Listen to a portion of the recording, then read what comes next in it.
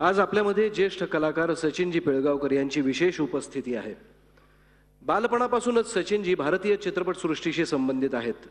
त्यांनी नानाविध प्रकारच्या भूमिका आपल्या मनस्वी अभिनयाने साकारल्या, गाजवल्या, संस्मरणीय केल्या।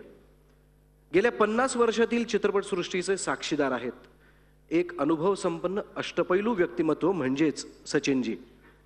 माझी त्यांना आग्रहाची विनंती आहे की त्यांनी आमच्याशी मनमोकळा संवाद साधावा।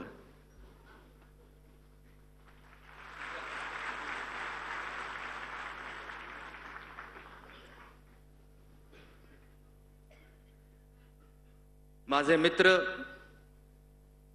माननीय श्री राजजी ठाकरे, ज्येष्ठ बंधुस्थानी असलेले आदरणीय श्री अमिताभजी बच्चन आणि व्यासपीठावर उपस्थित सर्व मान्यवर, ब्लेस यू।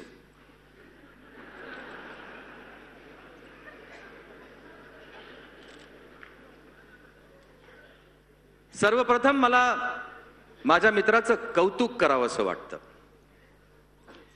की त्यांनी त्यांच्या साथीदारांचं, सहकार्यांचं, कर्मचाऱ्यांचं उत्तम नेतृत्व तर केलंच, पण त्याच बरोबर त्यांनी आपल्यातल्या कलाकाराला जिवंत ठेवलं आणि फक्त जिवंतच ठेवलं नाही तर त्याला सांभाळलं, साकारलं, जोपासलं आणि त्याच भावनेमुळे आज त्यांनी हा उपक्रम राबवलेला आहे आणि त्या उपक्रमाचं त्या भावनेचं मी मनापासून कौतुक करतो।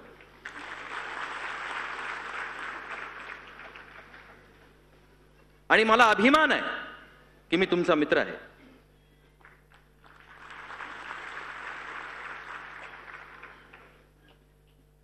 मी आभारी आहे की मला या सोहळ्यात सामील केलं आणि एवढ्या दिग्गज लोकांमध्ये मला आज बसता आलं। अमितजी सुद्धा त्याच भावनेमुळे इथे उपस्थित आहेत। अमितजी हे लाखो नाही तर करोडोंचं आदर्श स्थान आहे आणि ते नेहमीच राहणार आहे।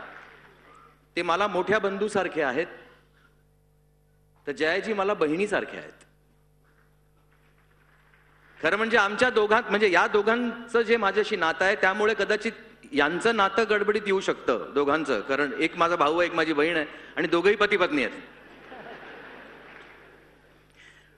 पण मी मनापासून सांगतो की माझ्याकरता आणि सुप्रिया करता हे जोडपं एक आदर्श आहे आणि नेहमीच राहणार आहे आणि आम्हाला त्यांचे आशीर्वाद नेहमीच लाभलेले आहेत आणि सदैव लाभणार आहेत।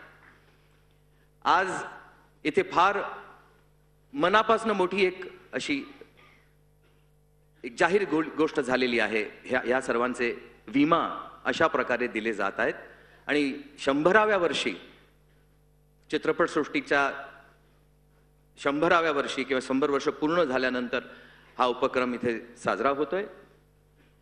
सर्वांना माझ्या सदिच्छा। जे वयानं लहान आहेत त्यांना शुभ आशीर्वाद। जय हिंद, जय महाराष्ट्र। झी 24 तास, एक पाऊल पुढे।